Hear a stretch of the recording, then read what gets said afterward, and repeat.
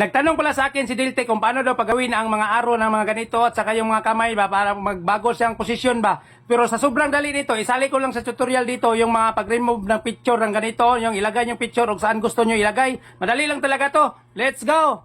Punta tayo sa CapCut.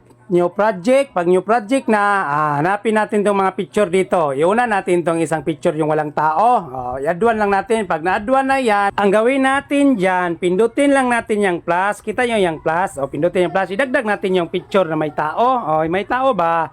Tapos, ayan na, dalawa na sila. Pag yung dalawa, ang gawin natin sa isa, ayan, i-touch lang. Tapos, pag pumuti na highlights, hanapin ng overlay. I-overlay natin.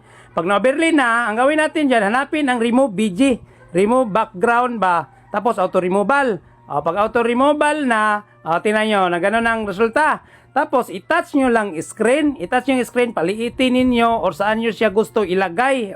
Tapos pag tingin nyo medyo kulang or wala yung paa o kamay ba, ang gawin nyo dyan, pindutin nyo yan yung custom. Kita nyo yung na-custom sa baba. Tapos pindutin yung brush. Huwag kayong magpindot ng may tatak na pro ha. Yung brush lang yung lato-lato adjust yan sa brush. Tapos i-touch nyo lang sa kamay tingnan yung screen, mga paa. Tapos check lang kung okay na. Pag na-check na, gaya na. Tapos, ang gawin nyo dyan, pag okay na, pindutin lang yung arrow sa gilid. Kita nyo yung arrow sa gilid, pindutin nyo yan. Tapos, yung isang arrow, pindutin din yan. Punta na tayo sa text, tapos sticker. Para pagalawin na natin yung mga arrow, yung nag-request si Kuan ba? Sino ba yun? Nakalimutan yung pangalan yun.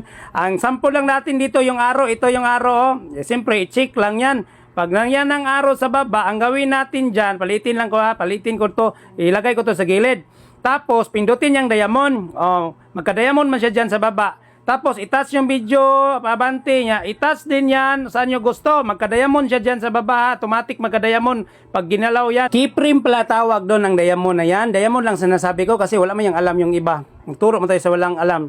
Ilagay ko to sa taas ilagay ko to sa taas. Tapos, tingnan nyo ang resulta dito subukan natin.